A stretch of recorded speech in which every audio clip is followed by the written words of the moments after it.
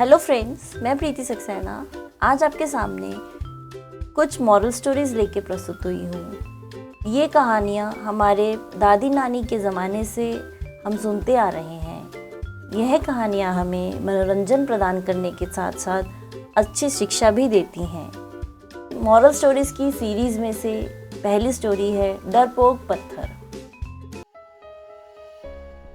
बहुत समय पहले की बात है। एक शिल्पकार मूर्ति बनाने के लिए जंगल में पत्थर ढूंढने गया। वहाँ उसको एक बहुत ही अच्छा पत्थर मिल गया, जिसको देखकर वह बहुत खुश हुआ और उसने सोचा यह पत्थर तो मूर्ति बनाने के लिए बहुत सही है। जब वह आ रहा था तो उसको एक और पत्थर मिला। उसने उस पत्थर को भी अपने साथ ले लिया। घर जाकर उसने एक पत्थर को उठाया और अपने औजारों से उस पर कारीगरी करनी शुरू कर दी। वह पत्थर औजारों की चोट सह न सका, अतः बोल पड़ा, मुझे छोड़ दो, मुझे बहुत दर्द हो रहा है। अतः तुम मुझ पर चोट करोगे तो मैं बिखर कर अलग हो जाऊंगा। तुम दूसरे पत्थर से मूर्ति बना लो ना। पत्थर की बात सुनकर शिल्पकार को उस पर दया आ गई। उसने वह पत्थर छोड़ दिया और दूसरे पत्थर को लेकर मूर्ति बनाने लगा।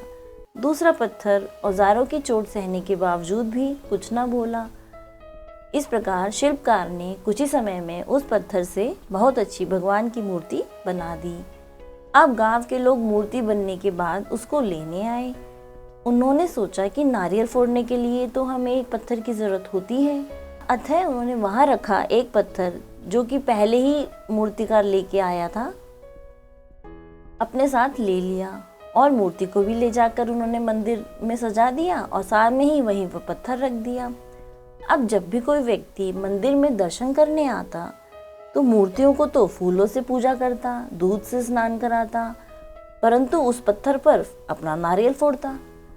जब लोग पत्थर पर नारियल फोड़ते तो वह परेशान हो जाता, उसको दर्द होता, परंतु उसकी चिल्लाहट सुनने वाला कोई था नहीं। उस पत्थर ने मूर्ति बने पत्थर से बात करी और कहा कि तुम तो बड़े मजे में हो, लोग तो तुम्हारी पूजा करते हैं, तुम्हें स्नान कराते हैं, अच्छा अच्छा भोग लगाते हैं, और मेरी तो किस्मत इतनी खराब है कि मुझ पर तो नारियल फोड़ फोड़ के जाते हैं। इस पर मूर्ति बने पत्थर ने कहा कि जब शिल्पकार तुम पर कारीगरी कर रहा था, यदि उस समय तुम उसे नहीं रोकते तो आज तुम मेरी जगह होते, लेकिन तुमने आसान रास्ता चुना, इसलिए अब दुख उठा रहे हो।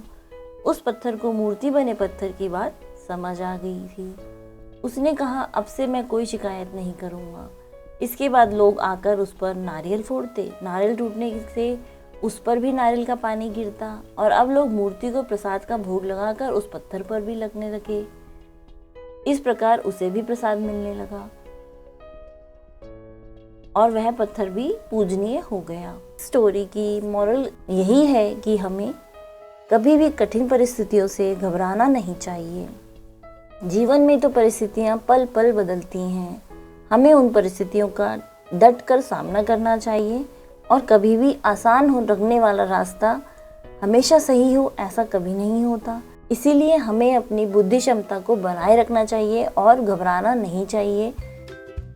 यही इस कहानी की शिक्षा है। Thank you so much. तो दोस्तों, आपको कैसी लगी मेरी ये स्टोरी? मुझे कमेंट बॉक्स में कमेंट करके ज़रूर बताइएगा। उम्मीद है आपको मेरा ये प्रयास भी पसंद आया होगा। आप सभी से रिक्वेस्ट है कि मेरी सभी वीडियोस को लाइक करो, शेयर करो एंड मोस्ट इम्पॉर्टेंटली मेरे चैनल को सब्सक्राइब करो। Thank you so much.